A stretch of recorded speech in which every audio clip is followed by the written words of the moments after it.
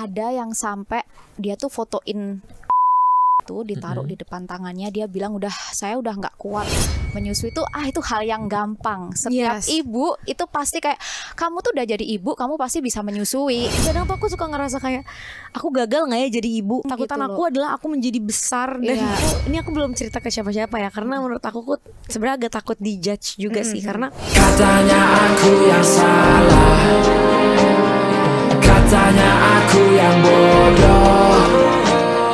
We don't care about the judgment, trying to be better man. Assalamualaikum, ini kita hari ini seru banget. Sayang, gimana kabar? Baik? alhamdulillah baik. Nah, ini aku kan udah biasa ngomong sama Mam Aurel. Ini kita akan kedatangan salah satu tamu. Ini adalah konselor menyusui dan juga founder dari Mom Uung, pelancar ASI terlaris terhits se-Indonesia. Yeay. Halo. Halo Mom Uung, apa kabar? Baik, Mam Aurel. Ini hebat banget loh, Mom Uung nih baru banget melahirkan, Seng. Baru berapa bulan, Mam? 4 bulan. Baru 4 bulan tapi ngelihat sudah Kan nggak mau cantik, kalah sudah ya. luar biasa. Aduh, kok Mom Uung, iya. berapa bulan sih berarti kalau habis lahiran? Terus dietnya berapa bulan? Sebetulnya kalau habis lahiran tuh nggak boleh diet. Kan menyusui itu juga salah satu bisa membakar kalori lah gitu. Jadi kita sambil sejalannya aja gitu. Wah, itu dia guys. Jadi hari ini memang kenapa kita pengen diskusi banyak ngobrol sama Mam Uung. Akhir-akhir ini tuh kita cukup renyuh gitu Mam Uung ya. Banyak banget berita-berita viral tentang anak dan orang tua. Ya. Salah satunya gara-gara baby blues. Ini ada berita kemarin viral. Kronologi ibu bunuh bayinya lalu minum racun. Diduga karena baby blues syndrome. Nah, ini nih kalau aku lihat beritanya setiap hari makin lama tuh makin makin gelap gitu. Ya, sedih banget. Sedih banget gitu. Dan aku lihat Mam Uung banyak banget peduli sama hal-hal kayak gini gitu. Benar. Jadi sebetulnya ini juga yang jadi concern kita ya, karena kan kita setiap hari itu menerima banyak konsulan gitu. Jadi kapan hari itu ada yang sampai dia tuh fotoin itu ditaruh di depan tangannya, dia bilang saya udah nggak kuat, saya nggak sanggup menjalanin ini semua gitu, saya pingin mengakhiri hidup saya gitu. Itu sebetulnya nggak cuma 1-2 orang gitu. Kita lihat aja angka kelahiran di Indonesia aja udah seberapa tinggi gitu, karena itu banyak banget gitu. Makanya itu yang juga jadi concern kita tuh pinginnya merangkul, kita pinginnya di sini juga edukasi tentang menyusui. Itu bukan edukasi, itu bukan cuma ngomongin tentang ilmunya aja gitu, tapi juga perjuangan menyusui itu kayak gimana gitu. Kan orang-orang tuh selalu beranggapannya menyusui itu itu hal yang gampang. Setiap ibu itu pasti kayak, kamu tuh udah jadi ibu, kamu pasti bisa menyusui. Betul. Gitu. Itu yang aku rasakan juga. Dulu ngerasanya setelah hamil tuh udah selesai. Bener. Dan ternyata setelah aku jalanin, menyusui itu lebih berat jauh dibanding hamil. Jadi kayak wow, makanya kadang kalau ngeliat ibu-ibu yang bisa menyusui, yang eksklusif bisa 2 tahun tuh aku amazed dan luar biasa banget.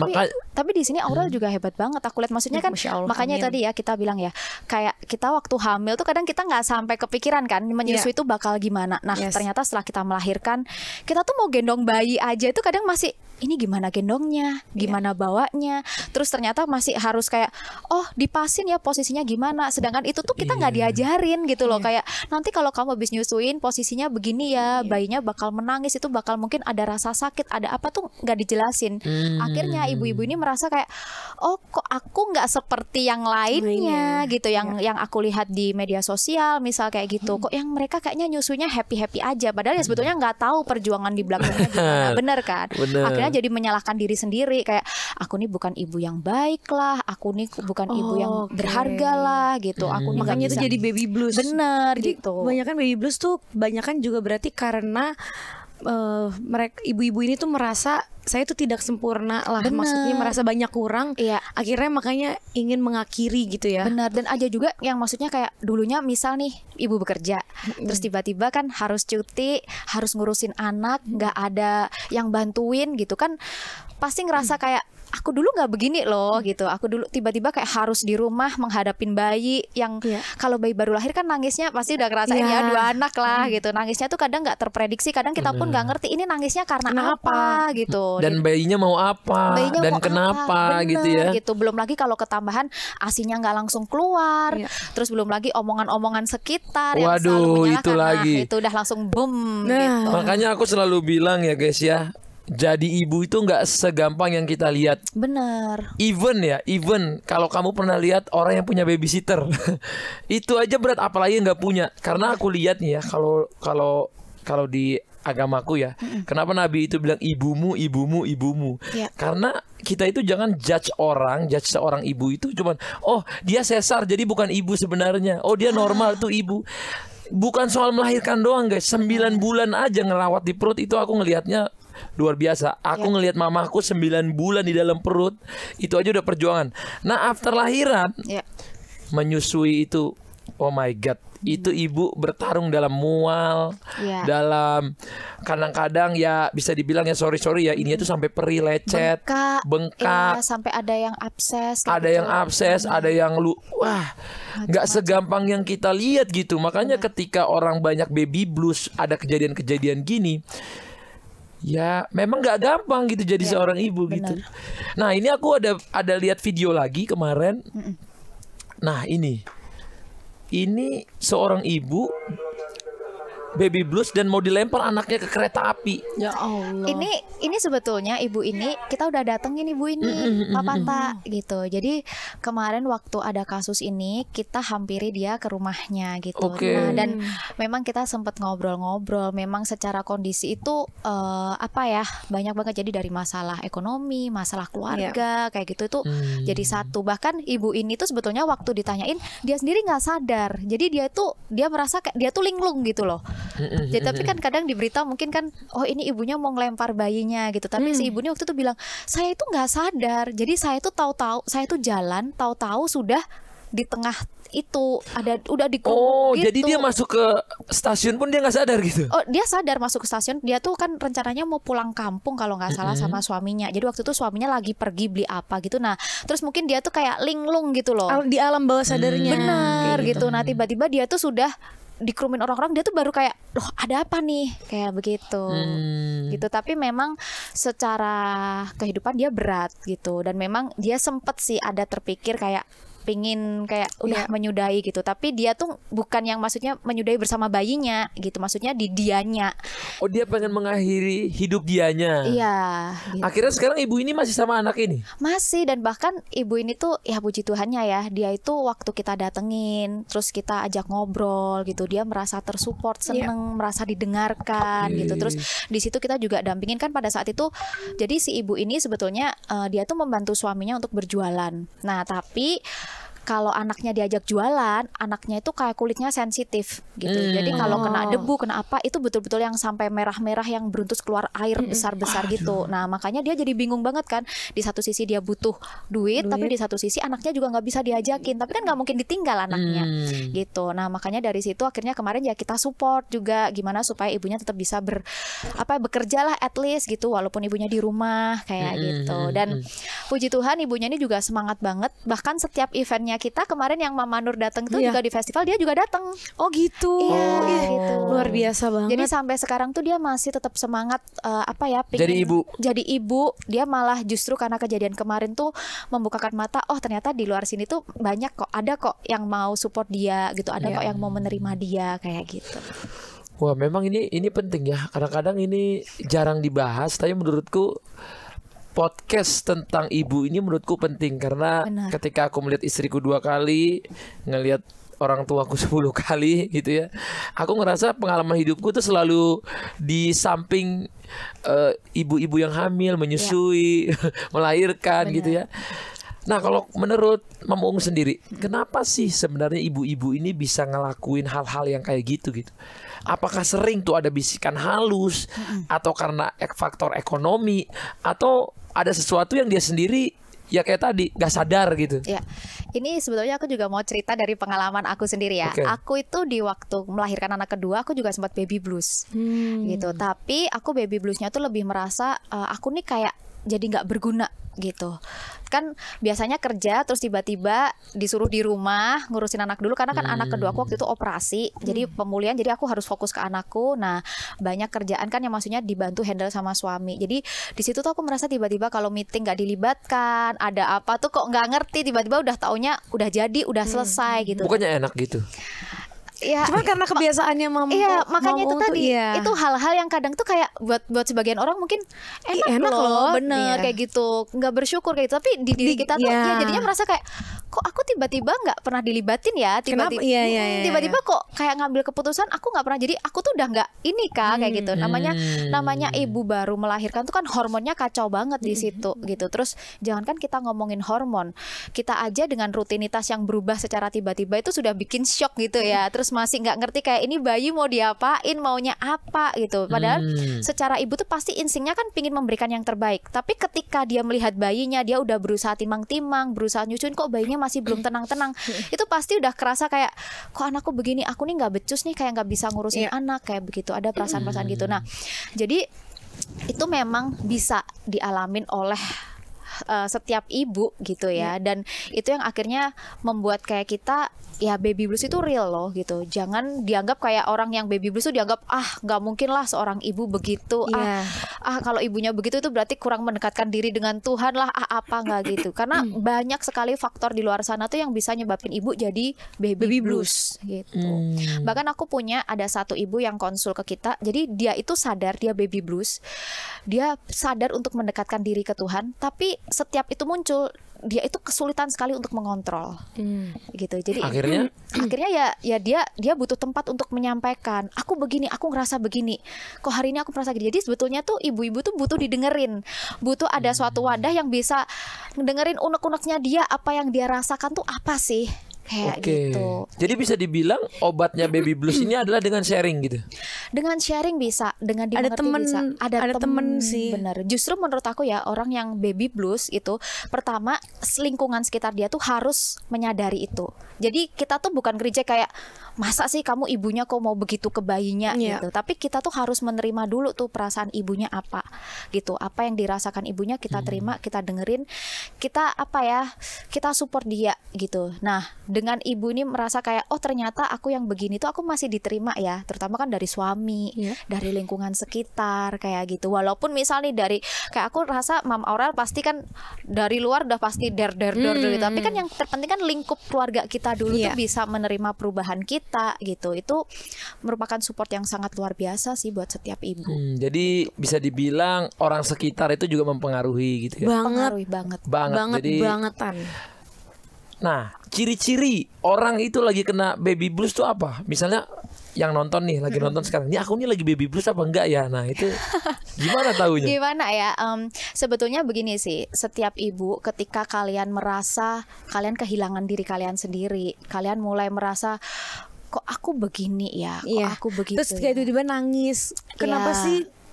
Karena aku sering banget lihat kayak di video-video tuh ibu-ibu kayak tiba-tiba tuh nangis, sedih tuh ngerasa kayak kesepian, gitu-gitu. Nah itu tuh bisa termasuk gitu. Mungkin ciri-ciri dalam baby blues. Bahkan misal begini, kayak kita tuh sakit, kita nggak bisa nyusuin anak kita aja, kita bisa menangis, kita bisa ada perasaan bersalah.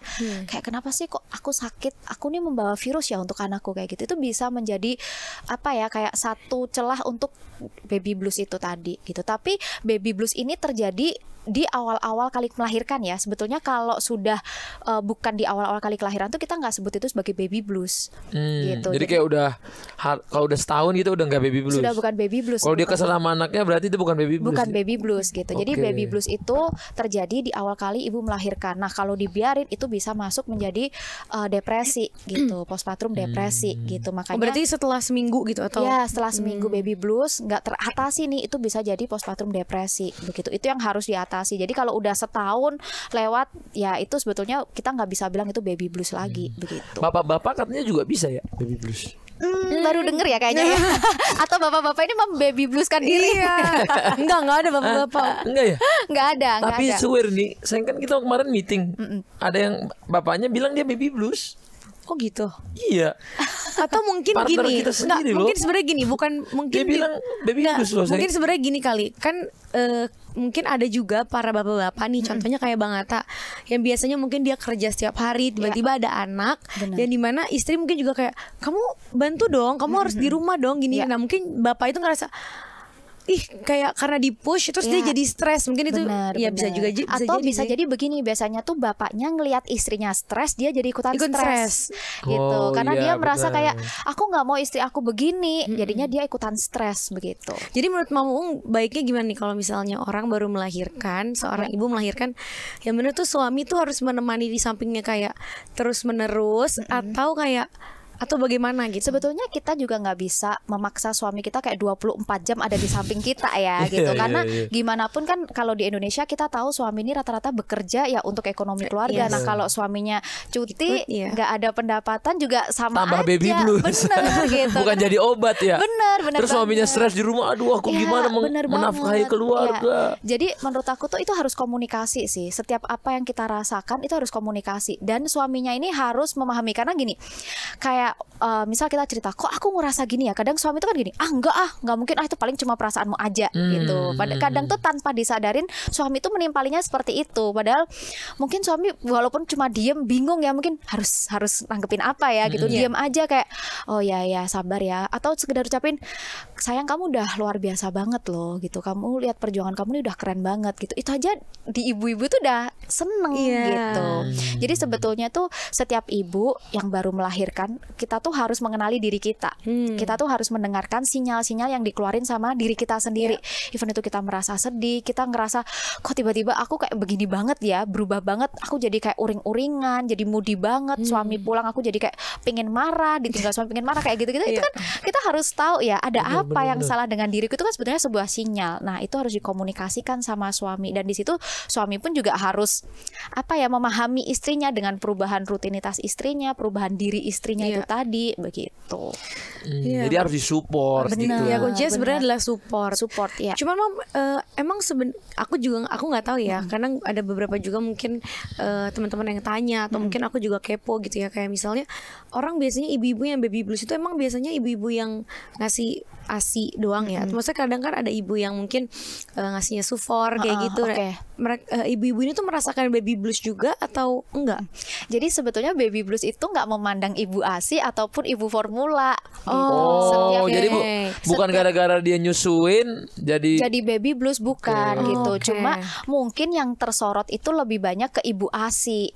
Gitu. Padahal sebetulnya ya sama aja, kayak tadi contohnya yang baby blues aku alamin itu kan sebetulnya di luar dari konteks menyusui ya, karena aku merasa tiba-tiba aku nggak dilibatin dalam pekerjaan gitu. Jadi itu kan sebetulnya di luar dalam menyusuiku gitu. Tapi sebetulnya banyak juga. Jadi jangan dianggap kayak ibu formula tuh nggak akan kena baby blues. Itu juga bisa, karena di luar sini tuh sebetulnya banyak banget kan, kayak kadang judging ke ibu-ibu, ibunya asik, merasa kayak ibunya sok paling wow gitu. Sedangkan untuk ibu yang formula merasa ibunya tuh nggak niat kayak gitu. Padahal sebetulnya semuanya itu ada edukasinya, ada caranya gitu. Jadi ibu formula yang mau ke ASI pun itu ada caranya begitu. Banyak banget sih, soalnya banyak banget yang suka ngejudge tuh kayak anaknya tuh dikasihnya susu formula ya, pasti nanti tuh gampang sakit. Banyak banget kayak orang tuh yang suka kayak gitu. Kenapa harus judge gitu? Ya gitu sebetulnya begini, kalau kita mau lurusin itu ada di edukasinya gitu. Kenapa kok anak ASI itu secara antibody imunnya dia lebih kuat gitu. Tapi ini kita di sini bukan mau judge ya, tapi kita di sini tuh pengen memberi edukasi, pengen memberi ilmunya gitu. Nah, kayak kita tahu kalau ibu yang baru melahirkan di awal itu kan dia pasti mengeluarkan yang namanya kolostrum. Oh, ini kemarin sama dokter Tiwi nih. Bener. Aku juga baru tahu. Bener banget gitu. Nah, kolostrum itu secara tekstur dia tuh pekat banget.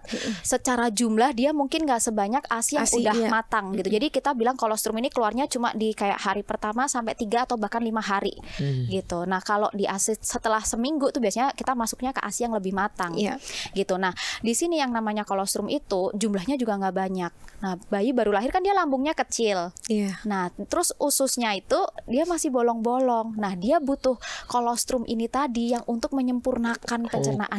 Itulah aku bilang kayak Allah tuh luar biasa banget menciptakan gitu. Aku sampai kaget dan baru tahu kalau bayi baru lahir itu lambungnya tuh cuman sebiji kelereng. Iya, jadi benar-benar kecil banget sayang. Jadi Kecil sebenarnya banget. susunya cuman yang kayak setetes 2 tetes tuh sebenarnya Bener. bisa membuat dia sudah kenyang gitu ya, nah, Mam. Dan sekarang itu kan lagi viral nih masalah gut brain axis. Jadi itu di mana kesehatan pencernaan itu akan mempengaruhi kepintaran seorang anak, akan mempengaruhi keseluruhannya. Jadi usus itu pencernaan itu adalah otak nomor 2 gitu. Nah, makanya ketika bayi baru lahir kan semuanya masih belum sempurna ya. Nah, diberikan ASI yang tadi itu kan usus-usus yang bolong-bolong itu tadi dia tersempurnakan, akhirnya penyerapan kan maksimal. Otomatis kalau penyerapan maksimal dia akan disalurkan ke tubuh ini tuh juga optimal dong. Makanya tumbuh kembangnya jadi lebih maksimal dan itu udah ada penelitiannya memang. Jadi ada anak yang satu diberikan formula, yang satu diberikan ASI dan anak yang formula ini secara fisik dia terlihat lebih besar secara fisiknya dibandingkan anak yang ASI. Tapi setelah berapa bulan kemudian gitu, ternyata anak yang ASI ini volume otaknya lebih besar dibandingkan anak yang formula. Gitu. Jadi memang sebetulnya sudah ada edukasinya kenapa anak ASI ini bisa dibilang lebih cerdas dibandingkan anak yang formula. Bener. Tapi kan kadang itu yang dibawa keluarnya itu jadi bahan judging gitu ya. Oh, anaknya begini gitu. Padahal sebetulnya kalau kita mau lebih kita lebih terbuka, kita lebih ikhlas menerima edukasinya begitu. Dan maksud aku begini, kayak setiap orang tuh kan pasti pernah melakukan kesalahan. Misal nih kayak mungkin kita di anak pertama kita kasih formula. Aku di anak pertama tuh maksudnya bukan banyak lah pelajaran yang aku ambil yang di anak kedua nih aku nggak boleh nih kayak gini lagi gitu. Anak jadi benar-benar kayak anak tuh adalah sebenarnya kayak tempat belajar, benar-benar tempat belajar banget. Ya. Nah, yang kita jadi ibu, kita tuh kan harus lebih bijak ya. Kayak tadi Mam Aurel. Nah, aku tahu nih aku di anak pertama ada kesalahan-kesalahan ini. Berikutnya aku akan perbaiki di anak keduaku gitu. Dan juga setelah nanti kita tahu ilmu itu, ketika kita bertemu teman, kita bertemu saudara, kita tuh akan mengkomunikasikan yang benarnya tuh seperti apa gitu. Jadi sebetulnya kesalahan itu tuh nggak mungkin kayak aku tuh yakin setiap kita melakukan kesalahan itu nggak mungkin cuma sekedar ya Tuhan membiarkan kita ngelakuin kesalahan. Pasti tuh ada suatu ilmu yang bisa kita petik dan ada suatu ilmu yang bisa kita sampaikan, kebaikan yang bisa kita sampaikan ke orang lain. Seperti itu. Nah, gimana kalau misalnya ibu ini ASINya nggak keluar, jadi dia terpaksa pakai sufor. Itu ada nggak saran dari Memuung gitu supaya dia ASINya bisa lancar? Oke, ini juga menarik banget ya. Jadi sebetulnya di kita tuh kan banyak ya ibu-ibu yang menyusui juga kadang itu baru cerita ke kita, Mam ASINya nggak keluar, habis lahiran nggak keluar gitu. Makanya sekarang kita tuh mulai edukasi ke kehamilan. Sejak hamil kita udah mulai edukasi, persiapkan ibu-ibu untuk menyusui. Jadi proses pembentukan ASI itu sebetulnya udah ada pada saat ibunya hamil, bukan setelah melahirkan. Jadi ibu yang hamil ini sebetulnya udah ada proses pembentukan ASI di dalam tubuh kita, udah dipersiapin nih sama Tuhan gitu. Nah, tapi dengan juga ada tekniknya nih nanti. Nah, jadi setelah kita melahirkan, hormon hamil itu akan menurun, hormon menyusuinya naik. Nah, tapi hormon menyusui yang naik ini harus diikutin dengan hisapan bayi. Gitu. Tapi kan yang sering kita lalai kadang kalau kita kayak lahiran sesar gitu. Ya kita istirahat dulu lah. Terus kalau enggak bayi dipisahkan nih sama ibunya sampai lama gitu. Padahal kayak sekarang ada yang namanya IMD, inisiasi menyusu dini. Jadi setelah melahirkan bayi diletakkan di dada ibu, ya skin to skin. Jadi kulit ketemu kulit selama kurang lebih hampir 1 jam. Oh itu gitu ya, Mam? Iya. Kalau salah aku waktu itu tuh karena sesar terus ditaro sebentar, dia nyusu sebentar, terus abis itu karena harus jahit kan, dibawa papanya skin to skin lamanya itu sama papa. Sama papanya nggak apa-apa. Soalnya mamanya tuh kemarin sadarnya lama, jadi aku sampai panik. Bukan sadar sih, mungkin terlalu banyak. Jadi aku tuh setiap abis lahiran aku sih abis lahiran tuh selalu mabok, Mam. Jadi aku tuh kayak pasti muntah-muntah pas segala macem gitu. Jadi pada saat itu tuh aku kayak emang kayak teler banget, teler banget. Jadi ya udah, cuman tetap sama suster tetap dikasih gitu. Cuman aku kayak kayak nyadar, lagi dikasihin pun nggak kayak nyadar. lemot gitu. Nah, makanya ini kan jadi support system yang baik ya. Ketika mamahnya nggak bisa IMD, ada papanya di situ. Jadi papa lah tolonglah bantu. Lah emang gitu. papanya yang gini Oh, aku iya, sampai iya, kayak oke. gini Iya, bener diem banget. gini di samping ya kan gini aku ngantuk sampai nggak bisa tidur udah biarin aku biniku kasihan begini. Loh, ini kan sebetulnya salah satu support ya. Iya, benar, benar, gitu benar. loh. Ini support yang sangat luar biasa banget loh. Dan IMD itu besar sekali karena sebetulnya di IMD itu kan kayak bayi itu merasakan kan kayak misal gini di inkubator tuh dia hangat, tapi dia nggak akan bisa mendengarkan suara detak jantung ibunya. Oh. Gitu. Sedangkan kalau IMD dia kan ditempel di sini. Ditempel. Jadi dia deg-deg dia tuh merasa Bener, dia tetap berasa di dekapan ibunya gitu. jadi Itu pengen punya anak lagi. aduh, langsung gas nih Nggak, tadi. setiap denger kayak gitu tuh aku tuh pengen gitu loh mam. Sebenarnya tuh aku pengen banget. Asik. Ini dari istriku ya guys, bukan dari aku. Ntar aku yang diomelin. Oh kamu nih Enggak, istrinya sebenarnya nih. aku tuh pengen, cuman kayak lagi Istrinya katanya berpikir. dijadiin tempat lahiran anakmu. Ini bukan aku yang ngomong ya. Ini Cuman istriku mam yang bener pengen. gak? Setiap ibu tuh kita kalau dengerin tentang kehamilan, Ya. tentang kayak gini edukasi Pasti gini tuh pengen. rasanya tuh kayak aduh kangen banget. Ya, Karena bener. menurut aku tuh hamil dan menyusui tuh masa yang menurut aku sebenarnya indah banget. Walaupun ada menyiksa-menyiksanya, cuman ya itu lu Ya. cuman sebentar kok sebenarnya. Ya, Habis bener. itu anak tuh ya kayak sekarang tuh anak kan cepet banget ya. Ya. Emang kayak udah besar nih Azura udah 1 tahun. Jadi tuh kayak ih ternyata udah Pengen 1 ada bayi tahun ya, lagi gitu pengen ya. ada bayi lagi. Bahkan kalau kita ngelihat bayi lain tuh pasti kita berasa kayak kok jadi pengen ya. Coba dilihat kalau kita ada orang lahiran di Instagram semua pengen ngasih selamat karena kayak ngerasa kelahiran bayi itu Udah happy buat semua gitu. Bener banget. Oh ya, terus kita balik ya. Gimana tadi supaya ASINya bisa langsung keluar? Yes. Nah itu tadi. Jadi selain IMD, terus skin to skin sama bayinya, nah itu juga bisa rawat gabung. Jadi kalau misal rawat gabung tuh begini, kayak biasanya kan bayi itu kita taruh, kita titipin di ruangan bayi nih, Betul. karena kita harap ibunya bisa istirahat gitu. Padahal 24 jam pertama setelah bayi lahir itu yang paling penting. Karena ketika bayi itu menempel di tubuh kita, terus habis itu dia menghisap di payudara kita, itu akan merangsang keluarnya ASI gitu. Jadi tadi kan hormon hamilnya Jadi sering-sering aja kasih gitu ya. bener, Tapi walaupun bayinya tidur. Aku waktu itu tuh Amina dan Azura tuh dua-duanya kalau menurutku ya sampai kadang tuh aku buka bajunya saking dia tuh kayak tidur, bawaannya tidur baunya terus tidur ya. sampai waktu itu aku pernah ini waktu Amina sih.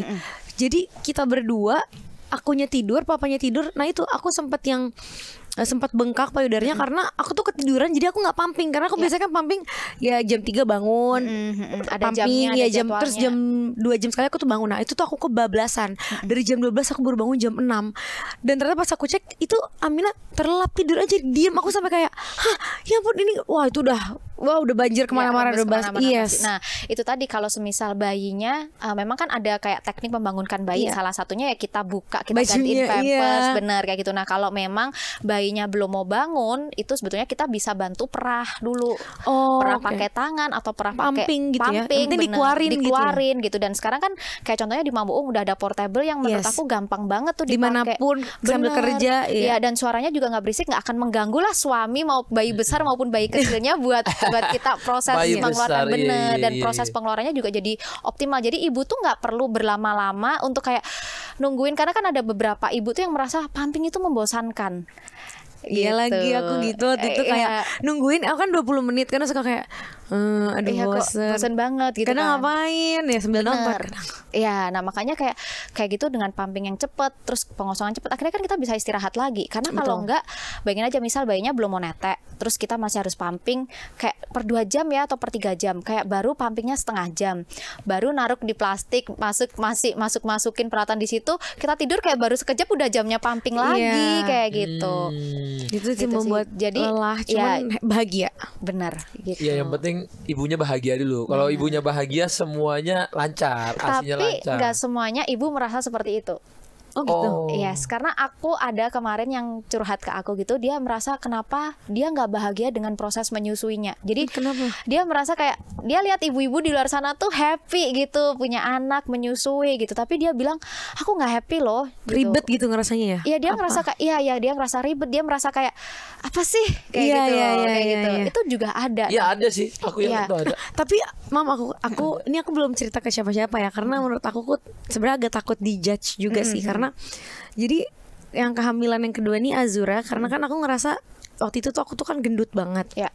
yang dimana aku tuh waktu Amina tuh abis ngelahirin Amina, aku nyusuin segala macam tuh berat badan aku tuh cepat banget turun. Makanya tadi kan Mam juga bilang kayak menyusui itu salah satu bisa membuat jadi kurus juga karena kan bakar kalori gitu. Nah waktu Azura itu pada saat aku nyusuin tuh berat badan aku stuck, aku tuh nggak turun sama sekali. Dan semua orang tuh ngejudge aku, bilang aku gendut. Ya aku tahu itu. Badan aku tuh, ya kan Mam, bener-bener aku tuh kayak sampai aku tuh kayak ngeliat badan aku di kacanya tuh aku nggak mau.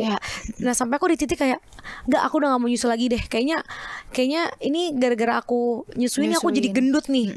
Jadi waktu itu terpaksa dengan kayak bener-bener sambil nyesel, sedih, tapi di satu sisi aku pengen kurus tapi aku tetap mau nyusuin karena aku jadi bingung gitu ya. Jadi kayak dilema di mau pilih yang mana gitu. Sampai akhirnya waktu yang Azura tuh aku ngerasa asiku tuh gak sebanyak Amina karena mungkin aku stres kan Mam, jadi aku hujatannya tuh parah, so aku ngerasa gendut apa segala macam. Sampai akhirnya di 6 atau 7 bulan tuh asi aku tuh kering, bener-bener Mam, aku udah pumping apa tuh gak tahu kenapa tuh abis gitu tiba-tiba. Sedangkan yang Amina tuh sampai setahun lebih tuh berlebih gitu, alhamdulillah banget gitu. Sampai sebenarnya aku ngerasa bersalah, cuman kayak aku pengen kurus gitu loh. Jadi makanya kadang tuh memang itu penyesalan yang sekarang tuh kayak kenapa ya kok dulu aku nggak nyusuin Azura. Jadi kadang tuh aku suka ngerasa kayak aku gagal nggak ya jadi ibu. Kadang tuh aku suka gitu sekarang gitu. Cuman di satu sisi tapi aku juga pengen cantik gitu. Karena kan ya itu juga hak setiap ibu, hak setiap wanita gitu. Dan itu makanya yang terjadi ya di Indonesia nih, kalau misal kita menyampaikan pendapat kadang gitu kita bukannya didengar tapi dijudge dulu. Berarti kamu tuh memang nggak niat nih, harusnya kamu egois lah, kamu apa. Banyak yang seperti itu gitu loh.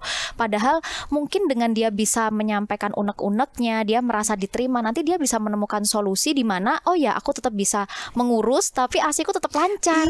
Begitu. Sampai saat ini nih aku tuh kayak gini, kayak aduh aku hamil tuh takut, aku nggak mau hamil aku sampai ngomong ke Bang Atta kayak sayang aku udah nggak mau hamil lagi ya.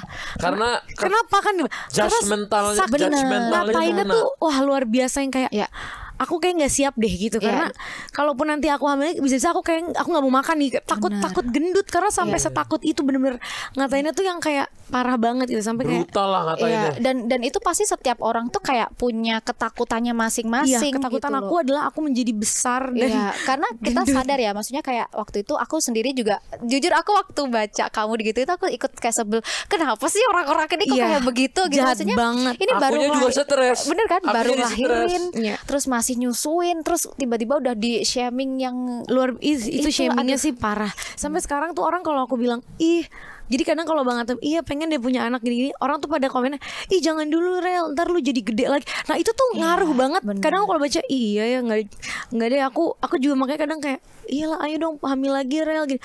Enggak deh, gue takut takut gendut. Aku tuh udah ketakutan duluan gitu loh. Jadi kadang aku sampai ngomong, saya gimana ya cara aku tuh pengen punya anak tapi aku nggak mau hamil, aku takut banget aku tuh gede. Apalagi jadi sekarang dia sampai mau adopsi anak, saking aku takut. Jadi tuh maunya banget adopsi aja saking takutnya gendut. Makanya bener tuh lagu kita itu berhak bahagia. Karena kalau nggak ada orang nggak ngerasa gimana ya, ketika omongan orang tuh masalahnya nggak bisa ditutup semua. Itu kan kesadaran masing-masing. Iya, dan kamu tuh nggak berada di sepatu yang sama. Bener. Gitu loh. Nah orang tuh selalu membandingkannya dengan teman-teman aku yang lain. Kadang orang bilang si A tuh baru ngelahirin tuh lu cepet kurus tuh, bisa ngerawat diri yang bener. Kok lu malah makin gede gini-gini. Jadi aku tuh kayak iya terus aku jadi kayak gini. Terus banyak juga kadang komen kayak suaminya keren tuh, badannya bagus gini. Kok istrinya gendut sih gini. Nah itu tuh ngaruh banget. Sampai waktu itu tuh kan aku baru melahirkan sesar kan, Mam pasti tahu lah ya, nggak bisa langsung nge-gym, nggak boleh langsung yang bagaimana. Jadi waktu itu aku 6 bulan pas mau baru 8-7 bulan tuh aku udah mulai nge-gym. Sebenarnya aku tuh takut tapi kayak nggak, aku tuh harus kurus. Jadi aku kayak kayak memacu dirinya sendiri. Sampai kayak aku mau balas kayak nih hinaan kalian nih bikin aku jadi kayak gini. Tapi keren. Tapi aku tuh kayak masa aku nyusuin Azuranya sebentar ini sih. Sebenarnya tuh ada penyesalan kayak gitu. Tapi aku boleh tanya nggak? Maksudnya kayak itu kan kayak sebagai ibu ya gitu. Kadang tuh kan kita pasti kayak bisa lah bandingin kayak dulu di anak pertama tuh aku begini, di anak kedua aku begini gitu. Itu gimana sih cara kamu kayak merilis semua itu gitu? Aku ngerilisnya memang nggak tahu ya. Waktu Amina tuh mungkin karena anak pertama ya Mam. Jadi kayak rasanya apapun tuh oke, kita maklumin, apapun tuh aku lakuin gitu loh. Nah yang kedua tuh ngerasanya kayaknya banyak pelajaran kan yang aku ambil gitu. Nah cuman di satu sisi tuh aku kayak iya nih gue harusnya nggak boleh nih kayak gini, harusnya nggak boleh nih aku waktu itu nyusuin Azura tuh cuman sebentar ini gitu loh. Jadi ya kadang ngobrol sama Bang Atta kayak duh gimana ngobrol sama orang tua. Alhamdulillah orang tua aku tuh yang support. Dan ngerangkul, jadi kayak ya udah nggak apa-apa, udah kan itu udah lewat, maksudnya jangan dipikirin lagi, jangan udah kan yang penting sekarang Azura tuh udah happy, Azuranya lucu, apa ya, cheerful. Udah kamu nggak boleh nyesel. Udah itu kan ya ada pelajaran, nanti berarti next kalau hamil ya udah jangan gini. Aku bilang ya tapi susah, aku tuh kalau hamil tuh apa aja tuh pengen aku makan, aku bilang kayak gitu ya. Nah, itu aku juga pengen nanya tuh sama Mam Uung. Sebenarnya sama boleh, menyusui juga. Sebenarnya boleh nggak sih selama hamil dan menyusui itu kita semi diet, misalnya bukan semi diet ya? Benar. Maksudnya makan Paham, tapi paham.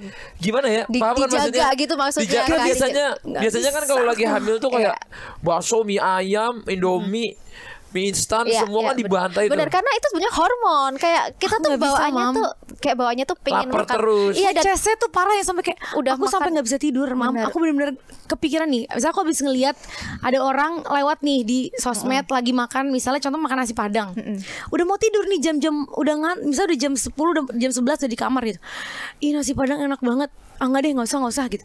Nah tapi pas mau tidur tuh kepikiran terus, alhasil oke, aku sekarang order nasi Padang, aku lapar banget gitu. Sampai kayak ya udahlah, mungkin Bang Atta juga kayak dia nggak mau jangan gini nggak ya, mau distract gitu ya. Iya, cuman tapi emang Mam merasanya nggak lapar banget. Aku waktu di kehamilan anak, makanya setiap kehamilan tuh kan berbeda-beda ya. Aku waktu di kehamilan anak pertama tuh jujur kayak begitu. Jadi bawaannya tuh kayak lapar, terus kayak semuanya serba pingin gitu. Nah tapi memang ya itu tadi ya, support sekitar tuh memang paling bener deh gitu. Jadi biasanya aku kalau pengen banget dan udah malam, aku bisa ajak suami. Jadi kita gendutnya bareng-bareng. Nah makanya waktu Mama Nur tuh sekarang kalau misalnya Seng mau punya anak lagi nggak? Tapi kalau aku gendut, kamu juga gendut ya katanya. Ya kan begitu ya. Kita bikinnya berdua, nikmatnya berdua, dan gendutnya berdua dong. Itu aku juga setuju banget. Berarti tapi Mam Uung merasakan gitu nggak waktu hamil tuh lapar, menyusui lebih lapar. Sebetulnya kalau aku pribadi ya, aku tuh waktu hamil sama menyusui, aku tuh lebih rakus di saat menyusui. Tapi iya sih, iya Allah. Jadi aku tuh pasti lebih gendut di saat menyusui. Kayak betul-betul nggak bisa kontrol apapun. Kayak makanya kamu coba deh rasain dulu. Nggak ada rasa kenyang. Kalau aku sih nggak apa-apa banget. Cuman aku daripada istriku stres misalnya, bisa nggak kamu makannya, misalnya kalau kamu lagi lapar, makannya protein aja terus. Tapi misalnya kayak itu, ikan, daging, terus kayak makannya atau enggak misalnya lebih ke buah-buahan, misalnya lagi lapar nih makan buah. Bisa nggak sih diganti gitu? Jadi kalau aku pribadi begini sih ngakalinya ya. Jadi kayak tetap makan karbohidrat, karena biasanya kita itu orang Indonesia kalau mau kurus takut banget sama karbohidrat. Bener. Betul. Nah akhirnya karena kita nggak makan karbohidrat, kita jadinya lapar. Jadinya nyemilnya lebih banyak gitu. Jadi tetap makan karbohidrat, kurangin goreng-gorengan, kurangin manis. Kalau bisa tuh sebetulnya stop manis, stop gorengan. Tapi kayaknya kalau buat cewek itu susah banget. Aku menyadari itu. Jadi kalau aku pribadi, aku bisa cut gorengan.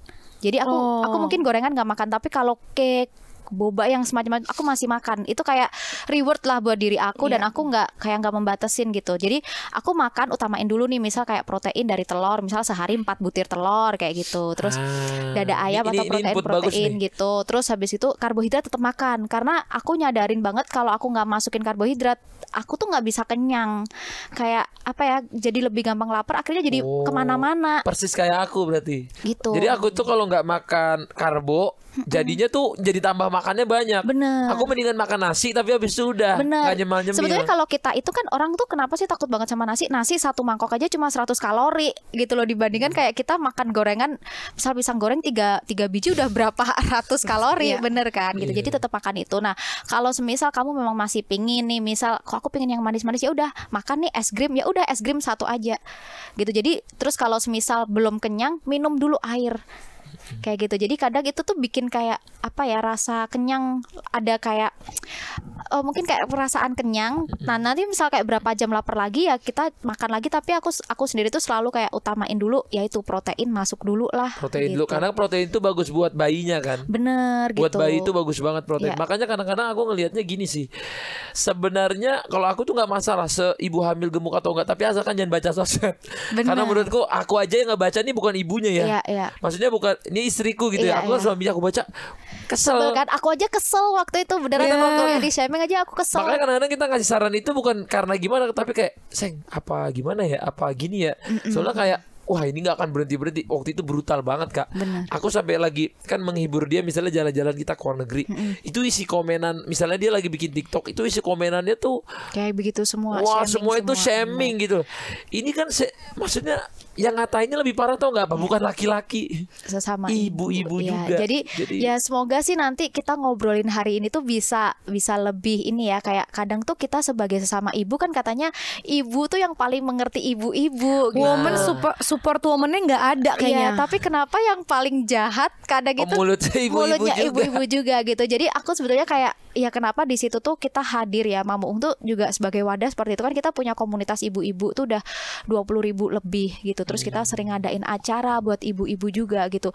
At least aku tuh pengen ibu-ibu tuh merasa begini, ketika kamu nggak tahu kamu tuh punya support system, ketika kamu nggak tahu kamu harus mengadu ke siapa, nggak tahu kamu harus pulang ke siapa, kamu punya rumah di sini di Mama Uung itu. Makanya kan kita bikin namanya kan breastfeeding home.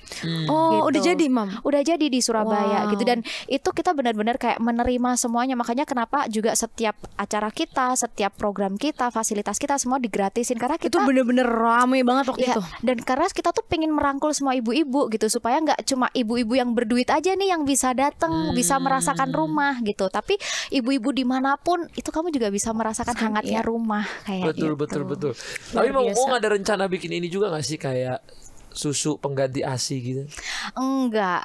Sebetulnya tuh nggak ada yang sebaik ASI. Dan ASI tuh terbaik dah, nggak ada. Even kayak ada ya sebetulnya kayak sekarang tuh startup kayak menyerupai bener gitu kan? startup sekarang tuh yang kayak ini menyerupai ASI begini. Aduh kalau mau dibahas ASI tuh gila, itu kandungannya banyak banget. Saking kan di ASI kita tuh nggak ada labelnya kan, kayak zat besi berapa, vitamin apa, nggak ada labelnya. Tapi itu bener-bener ASI tuh luar biasa. Emang beda kalau banget. bikinan Tuhan tuh nggak ada lawan. Nggak ada lawan. Cuman aku mau nanya deh Mam, Tuhan. boleh nggak sih kalau misalnya kita kan ngasih ASI misalnya contohnya hanya 6 bulan aja gitu, karena kan ada, aku nggak tahu ya, ini ada beberapa orang juga yang ngomong katanya tuh iya 6 bulan juga sebenarnya nggak apa-apa, karena mungkin di atas 6 bulan tuh kita udah terkontaminasinya dengan berbagai macam ya segala macam kan kita jadi makan kan mau apapun itu gitu loh, takutnya kena juga ke anak gitu. Menurut Mama Uung kalau kita menyusui hanya 6 bulan itu masih nggak apa-apa, yang penting udah pernah ngasih ASI, atau jangan deh kayaknya sampai 2 tahun aja deh gitu.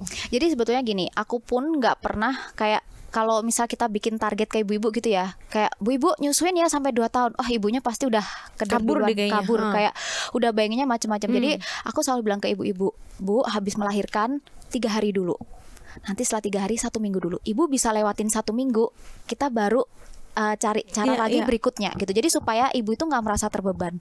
Dan gimana ASI 6 bulan aja boleh nggak? Itu sebetulnya WHO sendiri juga udah menyarankan. Yang terpenting itu adalah eksklusif 6 bulan gitu. Nah tapi bisa dilanjutkan, karena kan kalau kita empasi ya, kita makan, kita kan taunya biasanya tuh kita ngertinya begini, begitu bayi udah makan kita utamain dari makanannya nih gitu. Padahal sebetulnya ASI tuh perannya masih besar di situ, masih 70%. Jadi makanannya masih 30% doang, 70%-nya masih ASI. Nah ini yang ibu-ibu tuh sering terlewatkan, dianggap kalau anaknya udah makan udah nggak perlu ASI, padahal mereka masih butuh 70% ASI, 30%-nya empasi. Itu usia 6 sampai 8 bulan. Nanti 9 sampai 12 bulan mereka masih butuh 50-50 gitu. Jadi ASI kan gini ya, kayak kita tuh kan tubuh bayi itu selalu disempurnakan. Nah, proses penyempurnaannya ini pakai ASI itu tadi. Karena ASI ini luar biasa sekali loh. Bahkan di bayi prematur sama di bayi yang lahir normal gitu ya, ini kondisi ASI-nya tuh benar-benar bisa menyesuaikan kondisi bayi saat ini gitu. Itu juga yang misal kayak sekarang Azura sama anak aku misal di usia anak kita sama, kira-kira mungkin kayak 1 tahun gitu ya. Tapi nanti kondisi kalau misal kita mau telaah lagi, dijabarin lagi, itu kondisi ASI kita bisa berbeda. Sekarang Azura butuhnya apa sih, anak aku butuhnya apa sih gitu. Jadi makanya sampai 6 bulan eksklusif tapi tetap dilanjutkan oleh ASI gitu. Dan disarankan kan sebetulnya kalau bisa sampai 2 tahun atau bahkan lebih. Gitu. Oh berarti sebenarnya kalau 6 bulan pun ya nggak masalah gitu masalah ya. Itu sebetulnya kalau kita bilang 6 bulan pun tuh sudah hebat banget loh ibu-ibu bertahan ASI 6 bulan tuh udah keren istilahnya. Udah keren. Udah super tuh ya. Super. Karena luar biasa loh menyusui itu. Iya bener gitu. Tapi ada caranya loh supaya kamu bisa ke setahun, ke 2 setahun tahun. setengah, ke 2 tahun gitu. Dan kan yang yang banyak tuh itu yang belum disuarakan gitu. Kadang ya udah deh, udah 6 bulan ya udah gitu. Padahal sebetulnya kalau mungkin kita tahu oh ternyata ASInya masih 70% ya kalau anak 8 bulan, 30%-nya empati. Mungkin kita akan lebih memperjuangkan lagi kayak gitu. Karena aku lihat dulu mamaku juga dia bisa sampai 2 tahun Kak ASInya. Benar.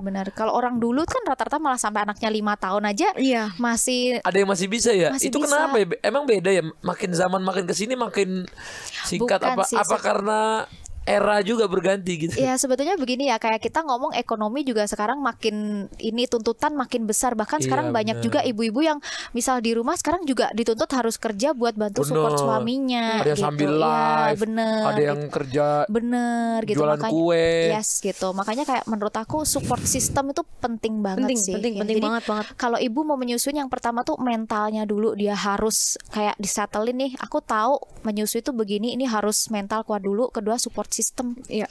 Gitu, lingkungan itu tuh penting banget sih itu.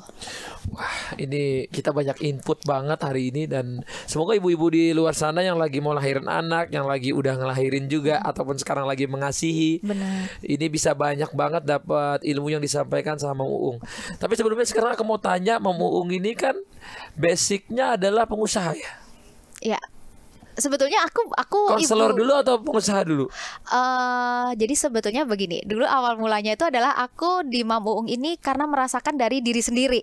Jadi aku nggak berniat untuk kayak berbisniskan ini gitu. Jadi karena aku pengalaman itu dia anak pertama itu adalah anak segalanya. Jadi di anak pertama tuh aku merasakan ASIku banyak banget. Aku sampai bisa melimpah-limpah. Tapi kenapa anakku ini berat badannya kurang gitu. Terus anak aku tuh kayak aku merasa semua tuh numpuk di anakku yang pertama ini. Udah dia alergi, berat badannya kurang. Terus habis itu anaknya kecil, udah sampai tumbuh kembangnya dia tuh juga banyak yang terlewatkan kayak gitu loh. Nah dari situ akhirnya aku sharing lah Mam Uung ini ke ibu-ibu di sosmed. Ini awal mulanya. Berarti nama Mam Uung ASI Booster Mam Uung ini dari nama aslinya Mam Uung aja. Namaku sendiri karena aku tuh merasa ketika menjalani itu semua aku merasa ibu-ibu tuh nggak butuh nama yang beken, nggak butuh nama gimana. Ibu-ibu tuh butuh sahabat. Gitu kan. Ibu tuh butuh didengerin, butuh ditercurahkan, ada wadah yang bisa menerima curahan ibu-ibu itu tadi gitu. Itulah jawaban dari orang suka nanya kenapa namanya Mam Uung. Iya, Mam Uung tuh apa sih? Mam Uung tuh sebenarnya Mam Uung tuh adalah emang namanya Mam tuh namanya memang nama Uung gitu. Makanya kan kita sebutnya Mam Uung sahabat pejuang ASI gitu. Karena dia juga lahir dari sebuah problemnya ibu-ibu gitu. Dan dari situ kan aku pengen banget membantu ibu-ibu. Karena di luar sana sebetulnya ketika aku mulai terjun itu ke Mam Uung itu tadi, itu justru Tuhan tuh membukakan aku banyak sekali di luar sana tuh yang lebih dari kamu gitu. Makanya kayak tadi ya kita lihat ada yang sampai baby blues. Bahkan sampai sekarang tuh kita sering banget terima curhatan ibu-ibu. Kadang itu mereka bukan curhat, bukan masalah ASInya seret, tapi curhat kayak masalah keluarganya. Jadi merembet ke sebenarnya hubungan sama suaminya. Dan itu ngobrol langsung sama Mam Uung. Ada sama aku sama tim juga. Karena kalau sama aku pribadi kan udah nggak malah lama nanti karena nggak bisa ngatasin. Jadi kayak tim kita pun bertumbuh. Tim kita pun bertumbuh juga bukan cuma sekedar orang kita sediakan. Kita juga fasilitasin tim-tim kita dengan sertifikat. Ada dokter gitu juga nggak, Mam? Ada dokter, kayak medical educator. Iya, atau psikiater gitu atau kita kalau psikiater belum ada memang, tapi kita ada medical educator. Jadi kita itu di bawah naungan dokter-dokter juga gitu. Jadi kalau misal ada hal-hal yang medis yang perlu penanganan khusus, kita juga konsultasikan ke dokternya kita. Benar. Makanya Mam Uung tuh ada ini juga ya, program konsultasi menyusui gratis. Bener. Karena ada event gratis gitu karena ya. kenapa kita bilang konsultasinya gratis dan 24 jam? Karena ibu-ibu itu overthinkingnya adalah di jam subuh. Aku merasakan asli. Jadi waktu abis yang ini Amina nih pertama, makanya akhirnya aku tahu Mam Uung ini gara-gara ya itu. Ini benar-benar gak di endorse. Aku benar-benar beli di Shopee. Jadi aku tuh jam 12 malam aku tuh keluar dari rumah sakit 2 minggu tuh aku ngerasa kok ASI aku dikit ya. Terus aku tuh minum segala macem ASI booster ya, emak-emak baru, aku kan gak ngerti ya, masih muda. Ya udahlah aku beli semua merek, aku cobalah. Tapi kok kayak apa gimana ya, apa mindset aku gitu. Akhirnya aku bingung. Akhirnya aku DM lah Mam Uung. Tapi bukan Mam Uungnya ya, IG-nya Mam Uung aja gitu loh. Nah aku chat di situ. Nah itu kan udah jam 1 deh kayaknya. Jadi aku pikir paling adminnya udah tidur kali ya gitu loh. Jadi kayak udah paling nih baru besok pagi lah dijawab. Aku chat aja kayak Mbak ini saya mau dong minum ASI boosternya, caranya gimana ya, karena ASI saya tuh nggak keluar. Aku bilang gitu, bener-bener nggak nyampe 1 menit tuh dibales. Aku pikir kan cuma kayak broadcast, kayak biasanya kan ada orang yang kayak admin langsung bales gitu kan. Halo malam, halo pagi kak, karena tuh udah jam 1 kan. Ya gini kakak kalau mau besok langsung dikasih tahu, langsung konsul ke Mom Uung aja, dikasih lah sayang kan Instagramnya apa, terus dari situlah kita mulai ngobrol kan Mam. Jadi makanya waktu itu aku kaget juga sih tiba-tiba kayak Mama Nur bisa DM aku kayak ini beneran, sampai aku kayak takutnya kayak penipuan kan soalnya. Karena bener-bener aku tuh waktu itu udah yang aku nggak tahu nih harus apa, harus nanya siapa, harus bagaimana, karena mana ASI aku tuh udah mikirnya kayak ini anakku bisa makan, ini dia gimana nih kalau ASI aku kekurangan gitu kan. Jadi kan pikirannya kemana-mana kan Mam. Akhirnya pas ngobrol dapat solusi, dikasih tahu pokoknya Mam Aurel tuh harus happy ini segala macam, jangan pikirin segala macam, dan itu ngaruh banget. Jadi memang harus ada teman ngobrol saya. Jadi kan kalau kita ngobrol nanya ke kamu kayak Pak gimana ASI aku nggak keluar, kan kamu juga ya aku juga nggak kan sebetulnya tetap support, tapi tuh karena dia nggak menjalani proses menyusuinya, jadi kadang bingung juga mau jawabnya gimana. Jadi karena aku jawabnya ya udah kamu minum air putih yang banyak, kan, makan bergizi, kan gitu kan. Tidur yang cukup, itu paling kayak, gitu. itu kayak template banget, kayak ya elah gitu doang kan, gitu loh. aku kan bukan dokter ya. Terus aku harus jawab apa? Diperseng misalnya atau ditekan. Atau saya bantu saya gitu ya. Takutnya jadinya yang lain kan. Bukan ASI booster. Aduh, suami booster ya. Suami booster jadinya. Maksudnya takut salah. Jadi emang benar sih. Aku tuh ngerasa ternyata semua ibu-ibu itu butuh tempat cerita. Benar. Butuh teman, butuh circle yang baik saat lagi hamil dan menyusui, butuh support, bukan butuh judge, bukan butuh penghakiman. Setuju. Mereka di situ hadir. Ketika jadi ibu, mereka sudah menjadi seorang pejuang yang luar biasa, di hidupnya, di hidup keluarganya, dan hidup anak yang dilahirkannya. Jadi menurutku sih overall ketika kita ngelihat ibu udah support, aku tuh nggak ada kepikiran ini aku harus judge nih ibu ini pasti begini begitu. Dan aku yakin dengan campaign-campaignnya dari Mom Uung juga pasti ini akan banyak mensupport ibu-ibu di Indonesia. Amin. Dan senang sih aku waktu ketemu Mom Uung, ketemu Kojo gitu ya. Ada hal-hal positif sampai aku ngasih ide bikin lagu itu. Aku bilang Mom nih bikin lagu nih. Ternyata aku tuh ngebaca komennya sampai sekarang tuh ngerasa segininya ya. Maksudnya even aku ngelihat mamaku udah 11 kali lahiran, tapi aku ngebaca di situ orang komen tentang pengalaman hamilnya di kolom komen YouTubeku yang nggak berhenti sampai hari ini. Sampai hari ini. Jadi ketika aku bikin karya buat istriku, aku selalu banyak banget tuh inspirasinya. Jadi kayak misalnya Mama Nur minta bikin lagu tuh aku gampang, karena dari komen orang itu aja kita bisa kulik lagi. Bisa kulik kayak ternyata segini gedenya ya impact dari karya. Dan aku lihat di situ juga suaranya Mom Uung sama Aurel tuh kayak kawin banget gitu. Jauh lah. Kawin tapi iya loh Mam. Maksudnya Mom Uung kayak kita berdua tuh ngeliatnya kayak Mom Uung tuh kayak bisa segalanya ya. Bisa jadi konselor, bisa nyanyi, bisnis, ibu, pakai bisa luar acting biasa juga kayaknya. Bisa main iklan juga, aku lihat jadi peri ya kan. Dan aku ngeliat kayak waktu ini lagunya tuh jadi kayak kalau aku denger berkali-kali pun kayak Mom Uung suaranya sama Aurel tuh nyatu gitu. Dan aku pertama kali di Indonesia lihat lagu istilahnya campaign lagu tentang ibu menyusui, ibu melahirkan, kan itu jarang kan. Jadi menurutku tuh salah satu mahakarya yang sampai sekarang, sampai aku anak kedua, nanti ada orang lagi punya anak ketiga, itu kalau didengerin tuh masih ini banget, masih ngebawa gitu. Jadi makasih lah aku buat Mom Uung dengan semuanya. Karena sebetulnya kan ibu-ibu itu tanpa perlu dijudge, tanpa perlu diingetin sama netizen sebetulnya kita udah tahu kok. Iya kan, kayak misal nih apa yang dijudge sama netizen itu sebetulnya tanpa mereka ucapkan sekalipun tuh kita sebenarnya juga udah ngerti gitu loh. Itu nggak perlu diucapkan. Justru kan ngapain sih orang kok gampang banget ngetik perkataan itu, coba deh diganti, daripada ngata-ngatain gitu coba diganti kayak udah luar biasa banget ya. Sebetulnya kan sama, effortnya sama loh ngetiknya, bener gitu. Tapi kenapa sih yang keluar mesti selalu perkataan-perkataan yang malah menghancurkan seseorang gitu. Dan kita nggak pernah tahu kalau mungkin bagi kita tuh kayak itu cuma satu perkataan, simple bercandaan perkataan ini aja, tapi itu mungkin bisa kena ke orang lain, bisa dan itu deep banget gitu di perasaan seseorang. Itu yang harus kita selalu ingetin sih. Bahkan aku pun suka ngingetin diriku sendiri kayak sebelum aku ngomong ngetik itu kadang sampai kayak ini boleh nggak ya ngomong kayak begini gitu. Even kayak kita mau kasih cuma sekedar saran kok gitu. Tapi kan kita tuh suka kadang bersembunyi di gitu. Ini ya aku mau saran aja sih. Cuman kritik kok. Cuma kritik kok gitu. Tapi kan kita harus tahu nih bener. Harus tahu posisinya ya, saran sama kritik itu tepat atau enggak. Iya. Momennya pas atau enggak. Bener gitu. Alhamdulillah kita udah sampai di penghujung acara nih. Waduh. Mungkin mau Gak Uung, kerasa ya. iya gak kerasa nih ngobrol-ngobrol sama Uung. Tadinya mau ngajak Kokojonya juga, tapi udah dipaksa sama aku dari tadi nggak mau juga. Kokojonya. Next ya, next kayaknya boleh nih. Iya. Kayaknya next POV nanti. dari Papa Asi ya. Iya, jadi POV-nya bukan dari ibu doang Bener. gitu. Dari bapak-bapak. Ternyata bapak itu banyak yang stres juga ketika istrinya lagi menyusui gitu. Dan mungkin plan ke depannya apa mau Uung yang ingin dilakukan lagi gitu. Oke, sebetulnya ini juga makanya ya kadang itu aku kerasa kayak Tuhan itu sering ngasih apa ya kayak sesuatu hal gitu. Jadi kemarin tuh waktu hari Minggu kita ke gereja, aku sama si Jojo.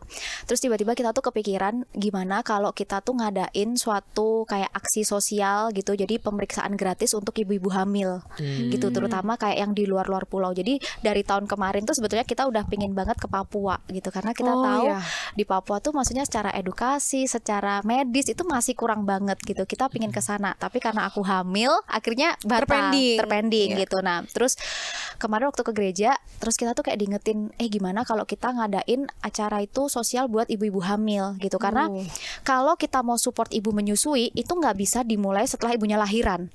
Karena itu bakal telat banget gitu. Jadi harus dimulai dari ibu hamil gitu. Nah, terus kita ngomong, kan banyak ya di Indonesia nih ibu-ibu hamil yang kadang tuh kayak nggak ngerti, mereka harus kontrol ke dokter, nutrisi makannya seperti apa, vitaminnya diminum atau enggak, itu nggak ngerti. Padahal kalau kita bilang kita mau mencegah stunting itu kan 1000 hari pertama dimulai dari ibunya hamil gitu. Nah, berarti yang harus diperhatikan ini bukan cuma bayinya aja, tapi kesehatan ibunya, nutrisi ibunya gitu. Makanya pingin banget ke depan itu ya kalau bisa terlaksana dengan cepat ya, kita bikin gerakan sosial buat ibu-ibu. Kita adain USG gratis, kita adain penyuluhan gratis, edukasi gratis di sana. Terus bisa ibu-ibu di sana mungkin yang mau persiapan ASI, mungkin udah hamil besar, belajar nanti gimana posisi pelakatan nyusuinya, nanti gimana edukasi lah pokoknya edukasi di situlah. Event-event buat ibu hamil pengen banget sih ngadain seperti itu. Terus yang kedua, tahun ini sih insya Allah kita pengen ngadain daycare di kantor kita. Kita start dari kita dulu lah ya. Karena kantor kita kan kebanyakan tuh semua cewek-cewek gitu. Terus kebanyakan udah pada mulai punya anak gitu. Jadi kita pengen mensupport mereka sebagai ibu bekerja. Mereka tuh nggak usah kepikiran lagi kayak anaknya tuh harus gimana sih nitipin anak bener gitu. Apalagi kan kadang kita lihat isu-isu di luar daycare kan ada yang maksudnya begitu ya gitu. Nah, at least bener, at least kalau semisal mereka bekerja di tempat yang sama dengan anaknya ada di situ, mereka juga akan lebih tenang kan di situ gitu. Jadi kita pengen banget jadi ini ya yang bisa mungkin memberi contoh ke perusahaan-perusahaan lain supaya juga bisa gitu. Jadi gitu. Bener gitu. Jadi jangan cuma kita mikirin perusahaannya juga, tapi kita juga harus mikirin orang-orang yang ikut support perusahaannya kita gitu, memberikan fasilitas misal kayak kulkas untuk ibu menyusui, tempat ibunya untuk pumping gitu. Terus apalagi ada daycare untuk anaknya, itu kan menurut aku juga salah satu support terbesar lah untuk para ibu menyusui. Wow, luar biasa, hebat banget. Semoga. Nah, Mam, jadi kemarin tuh beberapa hari yang lalu sempat muncul di FYP aku ada salah satu video cuplikan gitu, yang di situ ternyata yang dipegang adalah, yang direview adalah produknya dari Mom Uung. Semua susu ibu hamil dan menyusui itu aman. Ada yang berbahaya loh. Dikasih gulanya ditulis 5 gram. Ya tergolong rendah lah. Terus kadar proteinnya 8 gram. Lumayan tinggi sih, dan terbukti secara hasil uji lab. Apa kayaknya susu ya, susu hamil. Nah, itu Mom Uung gimana tuh? Coba mungkin bisa kasih penjelasan ke kita juga, ke teman-teman. Jadi memang kan gini ya, Mom Uung itu kan lahirnya dari aku sebagai seorang ibu gitu, dan semua itu lahir dari pengalaman aku juga. Jadi setiap membuat produk itu harus aku untukkan untuk aku dulu.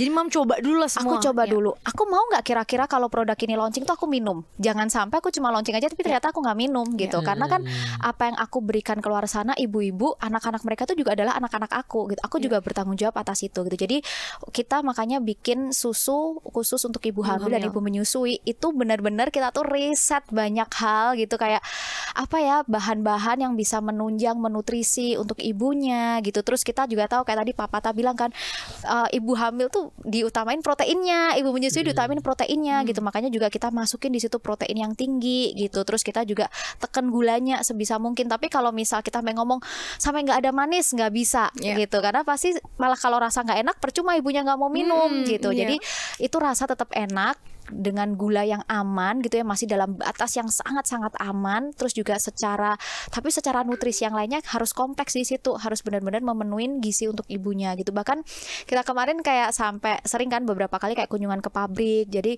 juga kita QC di pabrik, jangan sampai maksudnya ada bahan-bahan yang misal apakah kayak gitu yang nggak dimasukin atau apa bener, kayak gitu. Terus juga setiap kali susu itu muncul kayak launching kan, setiap batch itu ada kodenya, ya setiap batch itu pasti kita uji coba dulu gitu. Jadi ini benar nggak, sesuai nggak gitu. Jadi ada tesnya dulu gitu, karena proteinnya sekian, ininya sekian tuh sesuai nggak gitu. Oh, tapi kayak si susunya Mama Uung tuh pakai stevia bukan? Bener. Ya kan, emang pakai stevia juga. Karena aku udah minum juga, jadi aku tahu harusnya semua. Iya, makanya tadi karena kan kita ibu menyusui itu kan pengennya rasa yang enak tapi sebetulnya kita juga tetap harus inilah, maksudnya balance supaya nggak gendut-gendut amat. Iya. Gitu.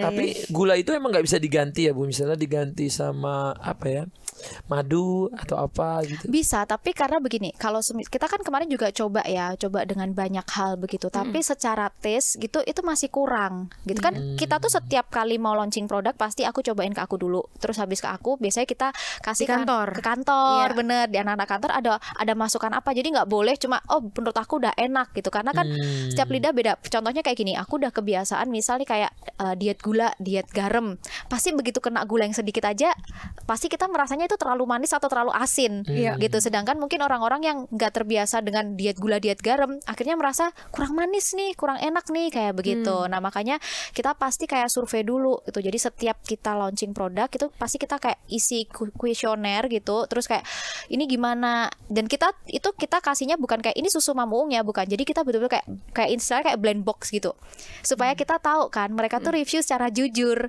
gitu. Karena kalau nggak gitu kan mereka nggak tahu ini isinya, bisa aja dibagus-bagusin gitu kan. Nah kita pengennya tuh betul-betul review yang jujur gitu. Jadi dari situ nanti kita kasih kayak ke beberapa mami-mami gitu yang di luar yang memang kayak kita tanyain izin mereka gitu, boleh nggak gitu dikasih sampel ini buat dicobain, nanti tolong dibantu review kayak gitu. Jadi kan hasilnya itu bukan cuma hasil sekedar kayak ya kita bikin, tapi memang kita pingin produk ini tuh hasil dari permintaan apa sih yang dibutuhin masyarakat sekarang ini gitu. Luar biasa. Itu dia penjelasannya. Semoga nanti yang kesalahpahamannya atau bagaimanapun itu udah langsung terjawab sama Mama Uung. Terima kasih banyak Mama Uung. Semoga sehat selalu sama keluarga, sama suami, sama anak-anak. Sukses selalu dan semoga Mama Uung makin banyak bikin hal-hal positif untuk ibu-ibu masyarakat Indonesia. Amin. Thank you. God bless Mama Uung. Thank you ya Bapak Ta, Mama Nur. Bye semuanya. Hello, we need to talk.